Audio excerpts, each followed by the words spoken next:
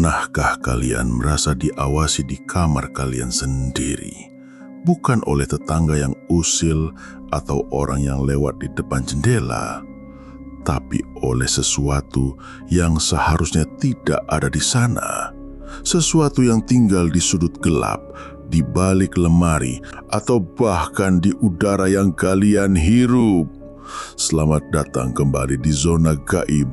Malam ini, lupakan semua cerita hantu yang pernah kalian dengar.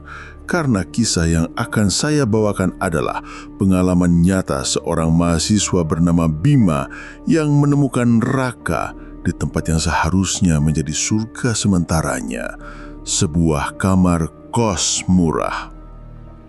Siapkan diri kalian, karena setelah mendengar ini, kalian mungkin tidak akan pernah berani tidur sendirian lagi.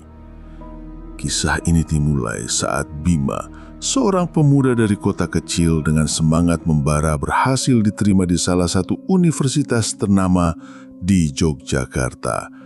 Baginya ini adalah tiket emas menuju masa depan.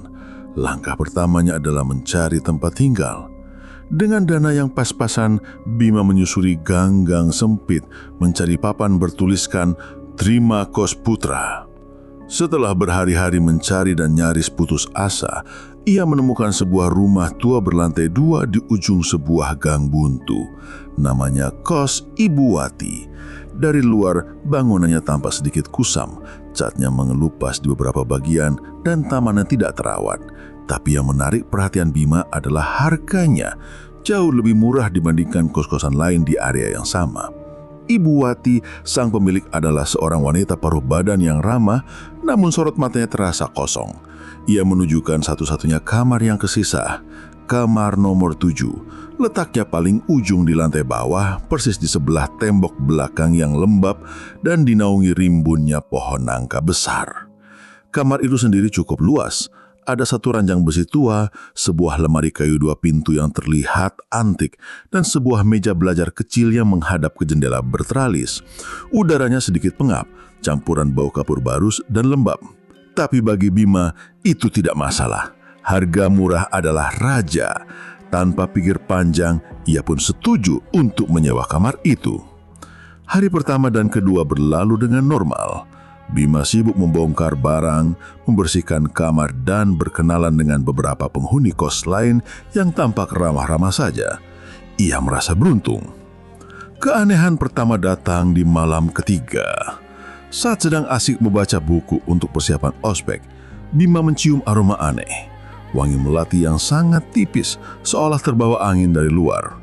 Awalnya ia tidak peduli, mungkin saja dari kebun tetangga. Tapi anehnya, wangi itu tidak hilang. Wangi itu seolah menetap di satu titik, di sudut kamar dekat lemari kayu tua. Bima mencoba mencari sumbernya, tapi tidak menemukan apa-apa. Akhirnya, karena lelah, ia mengabaikannya dan tertidur. Malam berikutnya, wangi melati itu datang lagi. Kali ini lebih pekat, lebih menusuk hidung. Rasanya begitu dekat, seolah ada seseorang yang baru saja menaburkan seikat bunga melati segar di samping telinganya. Bima mulai merasa tidak nyaman. Ia membuka jendela lebar-lebar, berharap bau itu hilang terbawa angin malam. Namun bau itu justru semakin kuat di dalam kamar. Teror sesungguhnya dimulai pada malam kelima. Hujan turun deras malam itu menciptakan simfoni suara gemericik air di genting. Bima sedang mengerjakan tugas di meja belajarnya saat ia mendengarnya untuk pertama kali. Krek, krek, krek. Sebuah suara gadukan belan, sangat pelan, nyaris tertelan suara hujan. Bima berhenti mengetik. Ia menajamkan telinga. Suara itu datang lagi. Krek, krek, krek. Berasal dari lemari kayu di belakangnya. Jantung Bima mulai berdebar kencang. Ia mencoba menenangkan diri. Mungkin hanya tikus. Ya, pasti tikus. Bangunan tua seperti ini wajar jika ada tikus. Ia mencoba kembali fokus pada laptopnya. Tapi suara itu tidak berhenti. Malah semakin jelas dan ritmis. Bukan seperti suara acak seekor hewan. Ini lebih seperti goresan kuku manusia pada permukaan kayu. Perlahan tapi pasti. Krek, krek, gores, gores, krek. Keringat dingin mulai membasahi pelipis Bima. Ia tidak berani menoleh. Matanya terpaku pada layar laptop, tapi pikirannya terkunci pada suara dari lemari di belakang punggungnya. Siapa yang menggaruk lemari dari dalam? Ia memberanikan diri. Dengan gerakan kaku, ia memutar kursinya. Kamar itu sepi. Hanya ada ia dan perabot-perabot tuanya. Lemari kayu itu berdiri diam, tanpa kokoh dan tak berbahaya di bawah cahaya lampu kamar. Suara garukan itu tiba-tiba berhenti. Hening. Bima menelan ludah. Ia bangkit dari kursi. Kakinya terasa seperti jeli. Selangkah demi selangkah ia mendekati lemari itu. Tangannya yang gemetar terulur untuk memegang gagang pintu lemari. Apakah ia harus membukanya? Bagaimana jika di dalamnya ada sesuatu? Tapi rasa penasaran dan keinginan untuk membuktikan bahwa semua itu hanya imajinasinya jauh lebih besar. Dengan sekali tarik napas, ia membuka pintu lemari. Kosong. Hanya ada beberapa helai pakaiannya yang tergantung rapih. Tidak ada apa-apa. Tidak ada siapa-siapa. Bima menghela napas lega, sedikit mentertawakan dirinya sendiri yang begitu penakut. Mungkin benar hanya tikus atau kayu yang memuai karena udara lembab. Ia menutup kembali pintu lemari itu dengan pelan. Saat ia membalikkan badan untuk kembali ke mejanya, sebuah desahan lirih dan penuh kesedihan terdengar jelas dari belakangnya. Desahan itu begitu dekat, seolah dihembuskan tepat di tengkuknya. Suaranya seperti suara seorang perempuan yang sedang menangis putus asa. Dan sumber suara itu tidak lain berasal dari dalam lemari yang baru saja ia tutup. Ia membeku di tempat. Ia tidak berani bergerak, tidak berani bernafas. Ia tahu, mulai malam itu, ia tidak lagi sendirian di kamar nomor 7. Waktu seolah berhenti bagi Bima. Desahan dingin di tengkuknya terasa lebih nyata daripada detak jantungnya sendiri yang menggila. Ia tidak berteriak. Ia bahkan tidak bisa bergerak. Seluruh tubuhnya terkunci oleh rasa takut yang luar biasa. Ia hanya berdiri mematung, menatap dinding di depannya dengan punggung menghadap lemari kayu yang kini terasa seperti sebuah peti mati yang berdiri. Ia tidak tahu berapa lama ia diam di sana. Menit, jam. Yang ia tahu, ia harus keluar dari kamar itu. Sekarang juga. Tanpa menoleh ke belakang, tanpa berani melirik ke arah lemari, ia melesat keluar dari kamar. Ia membanting pintu hingga tertutup dan berlari menyusuri lorong kos yang sepi. Nafasnya terengah-engah, pandangannya kabur oleh panik. Malam itu, Bima tidak tidur di kamarnya. Ia menghabiskan sisa malam dengan duduk di musola kecil di lantai atas, berpura-pura membaca buku jika ada yang bertanya. Jantungnya masih berdebar kencang setiap kali ia mengingat desahan penuh derita itu. Keesokan paginya, dengan mata sembab karena kurang tidur, Bima memberanikan diri kembali ke kamar nomor 7. Sinar matahari pagi yang masuk melalui jendela sedikit mengurangi hawa seram di ruangan itu. Semuanya tampak normal. Ranjang, meja, dan lemari kayu itu berdiri diam seolah tidak terjadi apa-apa semalam. Bima mulai meragukan dirinya sendiri. Apa mungkin ia hanya kelelahan, stres karena akan memulai hidup baru? Untuk menenangkan pikirannya, ia memutuskan untuk membersihkan kamar itu secara menyeluruh. Ia ingin memastikan tidak ada lubang tikus atau celah aneh yang bisa menimbulkan suara-suara ganjil. Ia memindahkan ranjang besinya, menyapu setiap debu di kolongnya. Saat itulah ia menemukannya. Di lantai kayu tepat di bawah ranjang ada bekas-bekas goresan yang dalam. Bukan goresan biasa karena gesekan kaki ranjang. Goresan itu tampak acak, panik, dan tumpang tindih. Seperti bekas kuku seseorang yang mencakar-cakar lantai dengan putus asa. Jantung Bima kembali berdegap kencang. Ia menyentuh goresan itu dengan ujung jarinya. Terasa kasar dan dalam. Siapa yang melakukan ini? Rasa penasarannya mengalahkan rasa takut. Ia mulai memeriksa seluruh sudut kamar dengan lebih teliti. Saat ia membuka lemari kayu untuk memindahkan pakaiannya, matanya menangkap sesuatu di dinding bagian dalam lemari. Sesuatu yang samar, tertulis dengan benda tajam. Bima mendekatkan wajahnya. Ada sebuah tulisan tangan yang terlihat gemetar dan ditekan kuat-kuat. "Tolong aku." Tulisan itu kecil dan hampir tidak terlihat, seolah penulisnya tidak ingin ada yang menemukan. Tapi di saat yang sama, ia sangat ingin ditemukan. Bulu kuduk Bima berdiri. Ini bukan lagi imajinasinya. Seseorang pernah sangat menderita di kamar ini.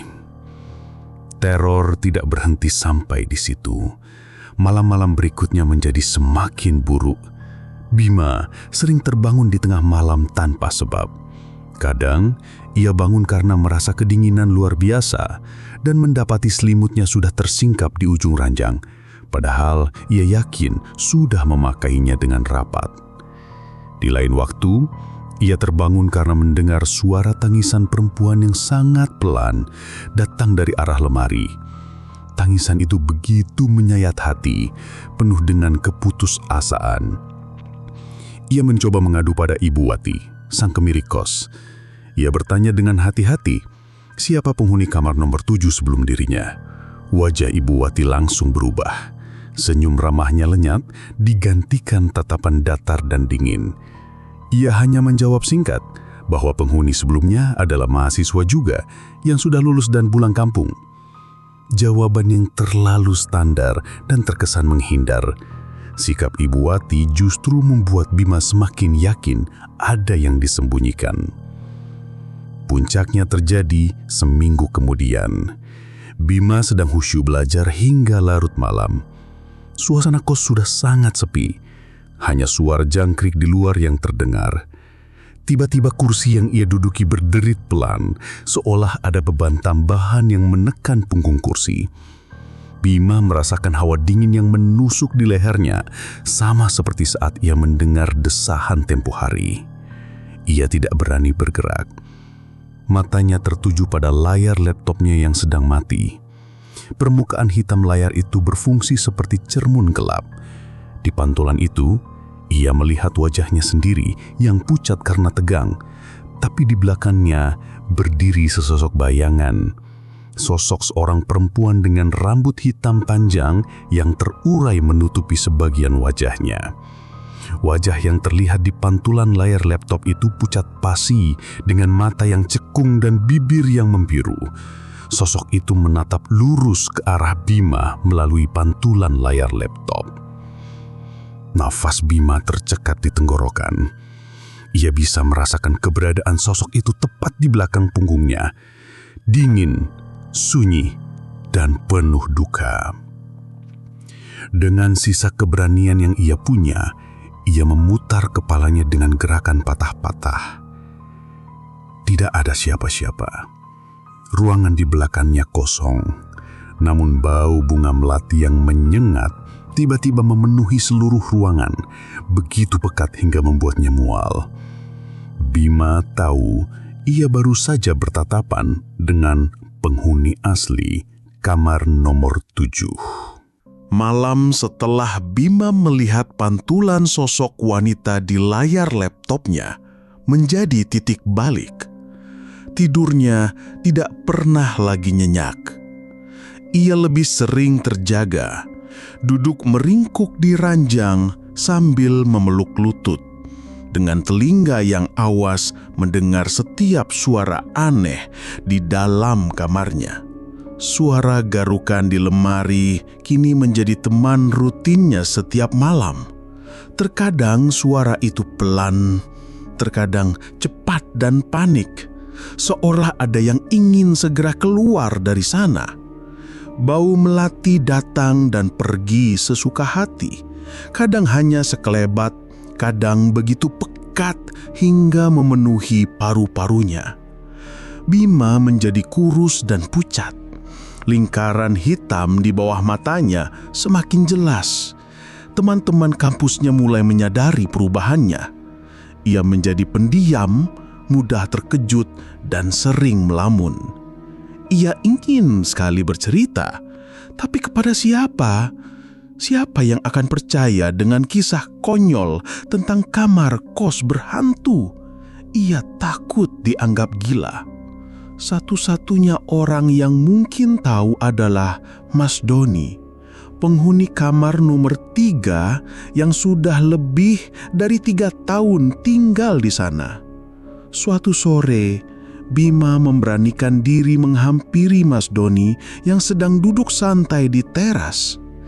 Dengan suara bergetar, Bima menceritakan semua yang ia alami, mulai dari wangi melati, suara garukan, hingga pantulan sosok wanita di layar laptopnya. Mas Doni mendengarkan dengan saksama. Wajahnya yang semula santai perlahan berubah menjadi serius. Setelah Bima selesai bercerita, Mas Doni menghela napas panjang. "Gue udah duga ini bakal kejadian lagi," katanya pelan. Jantung Bima berdebar. "Maksudnya, Mas?" "Lu bukan yang pertama, Bim," ujar Mas Doni. Matanya menatap lurus ke arah Bima. "Udah ada 3 anak sebelum lo yang gak pernah kuat lebih dari sebulan di kamar itu. Semuanya keluar dengan alasan yang sama. Mereka diganggu." Bima terdiam. Seluruh tubuhnya terasa lemas. Jadi benar, ini bukan hanya perasaannya. "Dulu," Mas Doni melanjutkan ceritanya, suaranya merendah. "Sekitar 2 tahun yang lalu, kamar itu dihuni sama mahasiswi, namanya Ratih. Anaknya pendiam, jarang gaul, katanya sih punya masalah keluarga. Suatu hari, dia nggak keluar kamar sama sekali, diketuk nggak nyahut. Akhirnya, Ibu Wati manggil tukang kunci buat buka paksa pintunya. Mereka menemuin Ratih, udah nggak ada, gantung diri di dalam lemari kayu itu." Dunia Bima seolah runtuh mendengarnya. Lemari itu, lemari tempat ia mendengar suara garukan setiap malam. Lemari tempat ia menemukan tulisan "Tolong aku." Sekarang semuanya masuk akal. Suara garukan itu mungkin adalah gema dari keputusasaan Ratih saat meregang nyawa. Desahan itu adalah napas terakhirnya. Dan tangisan itu adalah duka yang tak pernah usai. Sejak saat itu, lanjut Mas Doni, suaranya merendah. Kamar itu jadi angker. Ibu Wati sempat ngosongin kamar itu beberapa bulan, manggil orang pinter juga katanya, tapi kayaknya nggak berhasil. Arwah Ratih kayaknya udah nyatu sama kamar itu, terutama sama lemari tempat dia mengakhiri hidupnya. Makanya harga sewanya murah banget, biar ada aja yang mau nempatin. Bima merasa mual. Ia telah tidur, makan, dan belajar di sebuah tempat kejadian perkara yang mengerikan. Ia tidur di samping kuburan tak terlihat dari seorang gadis yang putus asa. "Saran gue, Bim, mending lu cari kos lain secepatnya. Jangan coba-coba buat bertahan," kata Mas Dodi dengan nada serius. Nasihat itu terdengar masuk akal, tapi ada sesuatu dalam diri Bima yang menahannya. Entah karena kasihan pada arwah Ratih atau karena ego prianya yang terluka, ia merasa harus melakukan sesuatu. Ia merasa arwah Ratih tidak hanya ingin menakut-nakuti, Tulisan "tolong aku" terus terngiang di kepalanya. Mungkin arwah itu hanya butuh bantuan. Malam itu, dengan tekad yang aneh, Bima tidak mencoba lari. Ia duduk bersila di tengah kamar, menghadap lurus ke arah lemari kayu itu. Ia mematikan lampu, hanya menyisakan cahaya remang dari lampu jalanan yang masuk lewat jendela. "Ratih," panggilnya pelan ke dalam keheningan. "Kalau kamu di sini, aku tahu. Aku nggak bermaksud mengganggu. Kalau ada yang bisa aku bantu, tolong kasih aku petunjuk." Hening. Tidak ada jawaban. Hanya suara detak jam dinding di ruang tengah yang terdengar sayup-sayup. Bima menunggu. 1 menit, 5 menit, 10 menit. Tidak terjadi apa-apa. Ia mulai merasa bodoh. Mungkin ini keputusan yang salah. Saat ia hendak berdiri dan menyalakan lampu, pintu lemari di depannya berderit dan terbuka dengan sangat perlahan. Kriet. Pintu itu terbuka dengan sendirinya, menampakkan kegelapan pekat di dalamnya. Jantung Bima serasa berhenti berdetak. Dari dalam kegelapan lemari itu, terdengar suara bisikan yang sangat jelas, serak dan penuh penderitaan. "Dia masih di sini!" Bisikan serak yang keluar dari lemari itu menggema di kepala Bima. Dia masih di sini. Bulu kuduknya meremang bukan lagi karena takut, tapi karena bingung. Dia siapa? Selama ini Bima mengira sumber teror di kamar itu adalah arwah Ratih. Tapi bisikan itu seolah menyiratkan bahwa Ratih sendiri adalah korban, sama sepertinya. Bahkan setelah kematiannya, ia masih terjebak dan ketakutan. Pintu lemari yang terbuka itu seolah menjadi portal menuju kegelapan. Bima tidak berani mendekat. Ia hanya bisa duduk mematung, mencoba mencerna apa yang baru saja ia dengar. Siapa sosok yang bahkan ditakuti oleh arwah penasaran? Sejak malam itu, pola gangguannya berubah. Bukan lagi sekedar suara garukan atau wangi melati. Terornya menjadi lebih personal dan psikologis. Bima mulai mengalami mimpi buruk yang sama setiap malam. Dalam mimpinya, ia berada di kamar nomor 7. Tapi kamarnya terasa berbeda. Dindingnya kotor, udaranya berat, dan ia bisa melihat Ratih sedang duduk di sudut, menangis terseduh-seduh. Lalu dari balik pintu kamar, masuk sesosok bayangan hitam pekat tanpa wujud yang jelas. Bayangan itu tidak memiliki mata, tapi Bima bisa merasakan tatapannya yang penuh kebencian tertuju pada Ratih. Bayangan itu akan mendekat perlahan, sementara Ratih hanya bisa gemetar ketakutan. Tepat sebelum bayangan itu menyentuh Ratih, Bima akan terbangun dengan nafas terengah-engah dan keringat membanjiri seluruh tubuhnya. Di dunia nyata, gangguan fisik juga semakin menjadi-jadi. Suatu malam, saat ia sedang tertidur pulas, ia merasa ada yang menekan dadanya dengan sangat kuat. Ia tidak bisa bernafas, tidak bisa bergerak. Matanya terbuka lebar dan dalam kegelapan kamar, ia melihat siluet hitam besar sedang duduk di atas perutnya. Matanya merah menyala. Ia mencoba berteriak, tapi tidak ada suara yang keluar.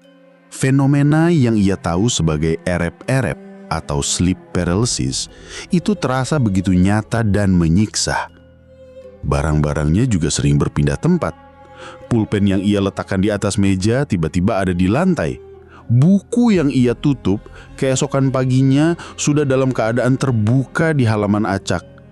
Puncaknya adalah ketika ia menemukan foto keluarganya yang ia pajang di meja belajar tergeletak di lantai dengan kaca bingkai yang retak 1000, seolah ada yang sengaja menghancurkannya.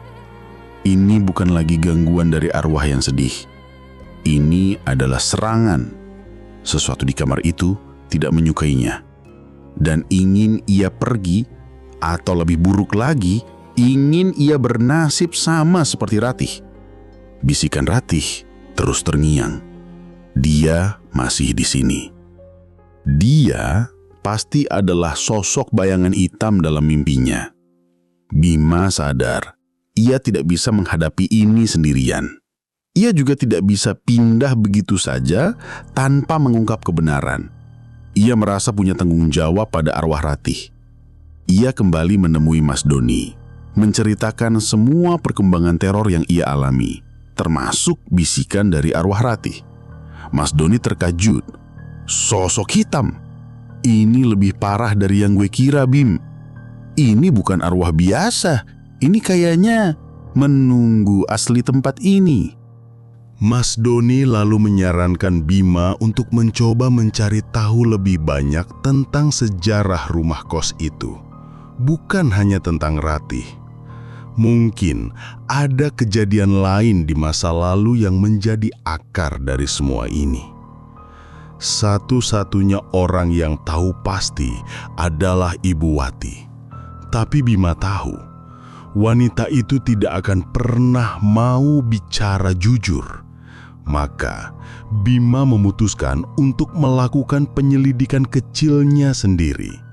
Ia mulai sering mengobrol dengan warga sekitar yang sudah lama tinggal di gang itu. Awalnya ia hanya bertanya basa-basi saja.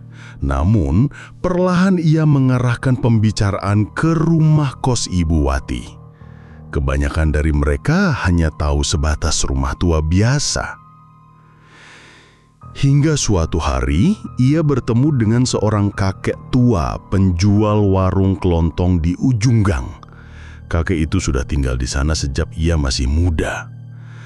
Ketika Bima bertanya tentang rumah kos Ibu Wati, wajah si kakek langsung berubah muram.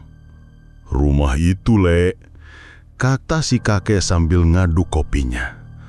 "Dulu bukan milik keluarganya Bu Wati. Dulu itu milik seorang juragan kaya, tapi terkenal kejam dan main ilmu hitam. Orang-orang sini manggilnya Mbah Kerto." Menurut cerita si kakek, Mbah Kerto itu sering melakukan ritual aneh di rumah itu untuk pesugihan. Ia memelihara banyak makhluk untuk menjaga kekayaannya. Konon ia sering meminta tumbal, entah hewan atau bahkan nyawa manusia. Mbah Kerto itu meninggalnya nggak wajar, Le. Ditemukan membusuk di kamarnya sendirian. Nggak ada keluarga yang mau ngurus. Setelah itu rumahnya kosong lama sekali, sampai akhirnya dibeli murah sama bapaknya Bu Wati. Bima terhenyak. "Kamar yang mana, Kek?" "Kamar tempat Mbah Kerto meninggal." Si kakek menatap Bima dengan pandangan iba. "Persis di kamarmu sekarang, Le. Kamar nomor 7. Jantung Bima serasa diremas. Jadi sosok hitam itu bukanlah isapan jempol. Itu adalah warisan dari Mbah Kerto, jin atau khodam peliharaannya yang masih setia menempati rumah itu. Terutama di pusat kekuatannya, kamar nomor 7. Arwah Ratih yang lemah dan putus asa menjadi mangsa empuk bagi makhluk itu. Ratih tidak bunuh diri murni karena depresi. Ia didorong untuk melakukannya oleh entitas jahat itu yang mungkin memanipulasi pikirannya hingga ia kehilangan harapan. Dan sekarang makhluk itu mengincar Bima. Malam itu, Bima kembali ke kamarnya dengan pengetahuan baru yang mengerikan. Ia menatap lemari kayu itu bukan lagi dengan rasa takut pada arwah Ratih, tapi dengan kewaspadaan tinggi terhadap sesuatu yang jauh lebih tua dan lebih jahat yang bersemayam di baliknya. Ia tahu perang sesungguhnya baru akan dimulai. Pengetahuan tentang Mbah Kerto dan entitas pesugihannya tidak membuat Bima gentar, melainkan memberinya sebuah tujuan. Malam itu, ia tidak meringkuk ketakutan. Ia melakukan sesuatu yang tidak pernah ia duga bakal ia lakukan. Setelah membersihkan diri, ia mengambil air wudhu. Dengan hati yang mantap, ia kembali masuk ke dalam kamar neraka itu. Ia tidak menyalakan lampu. Ia duduk bersila di tengah lantai yang dingin, menghadap lurus ke arah lemari kayu, sumber dari segala teror. Ia memejamkan mata dan mulai melantunkan ayat-ayat suci yang ia hafal. Suaranya pelan dan sedikit bergetar pada awalnya, namun perlahan menjadi semakin mantap dan percaya diri. Reaksi dari penunggu kamar itu datang seketika. Brak! Pintu lemari yang semula terbuka, terbanting menutup dengan sendirinya, begitu keras hingga seluruh ruangan terasa bergetar. Suhu kamar anjlok drastis. Hawa dingin yang menusuk tulang kini terasa membekukan. Dari dalam lemari, terdengar suara geraman rendah. Bukan suara manusia, melainkan suara binatang buas yang marah. Bima tidak berhenti. Ia terus melanjutkan lantunan doanya. Suaranya semakin keras, mencoba melawan geraman itu. Tiba-tiba, barang-barang di dalam kamar mulai bergetar. Buku-buku di atas meja berjatuhan ke lantai.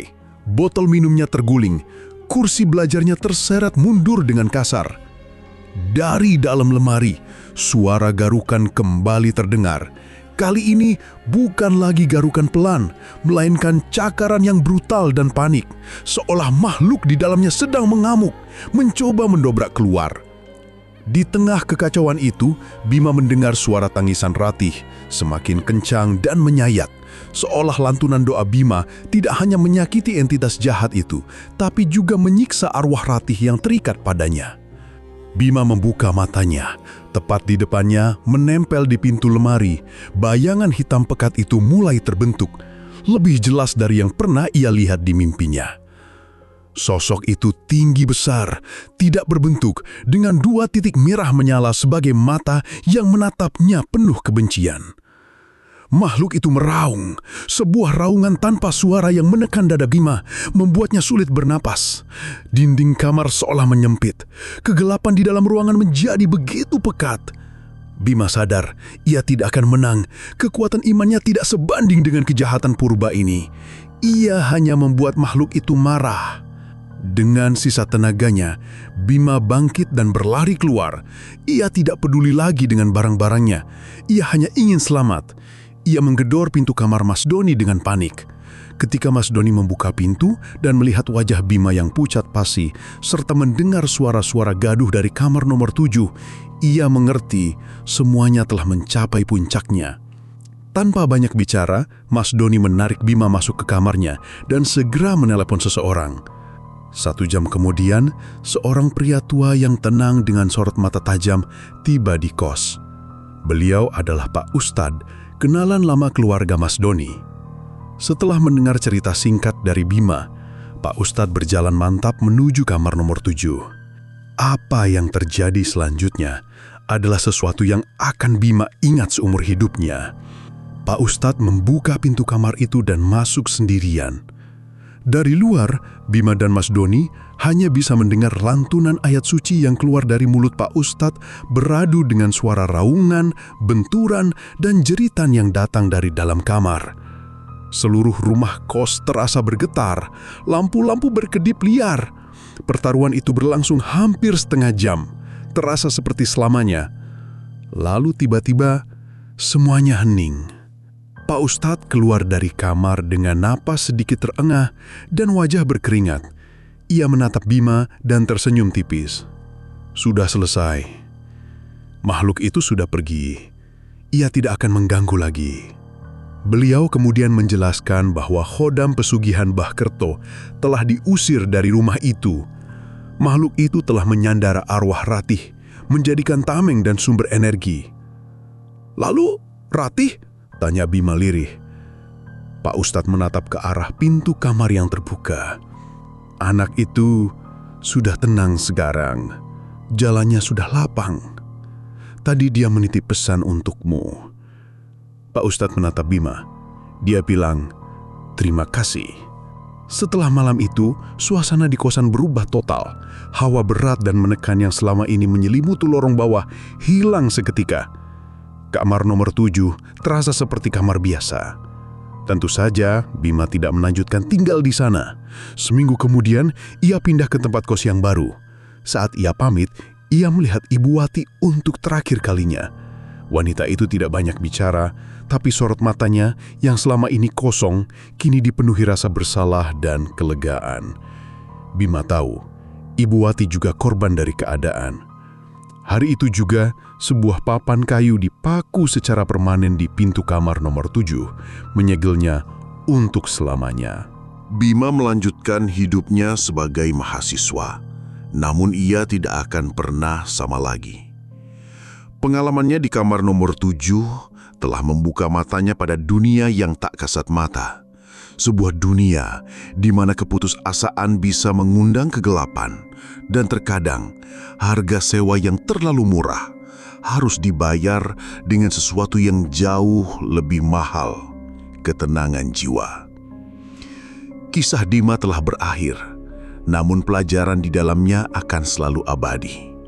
Selalu berhati-hati saat memilih tempat tinggal. Perhatikan tanda-tanda di sekitar kalian. Karena kita tidak pernah tahu rahasia kelam apa yang tersembunyi di balik dinding kamar kita. Terima kasih telah menemani kami di Zona Gaib. Sampai jumpa di kisah mengerikan selanjutnya. Tetaplah waspada di kegelapan.